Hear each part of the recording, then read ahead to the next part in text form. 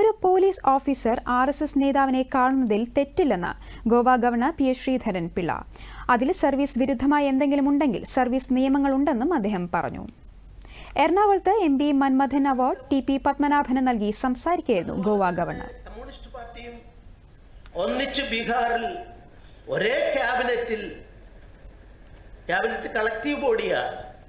ഹൃദയബന്ധമാണ് നമ്മുടെ ക്യാബിനറ്റിൽ. അതിൽ descent not ഇല്ല. അവിടെ എഴുതുന്ന ഡിസന്റ് നോട്ട് നിങ്ങൾക്ക് ഒരിക്കലും ചോദിക്കാൻ പാടില്ല. ഒറ്റ കളക്റ്റീവ് ബോഡിയാണ്. ഞാൻ ചോദിക്കുന്നു, ഗവർണർ എന്ന നിലയിലല്ല, ഈ പീപ്പിൾസ് പൊളിറ്റിക്സിന്റെ ഒരു വ്യക്താവെന്ന നിലയിൽ ഞാൻ ചോദിക്കാൻ ആഗ്രഹിക്കുന്നു. 67 ബീഹാറിൽ കർപ്പൂരി താക്കൂർ ഉപമുഖ്യമന്ത്രിയായ മന്ത്രിസഭയിൽ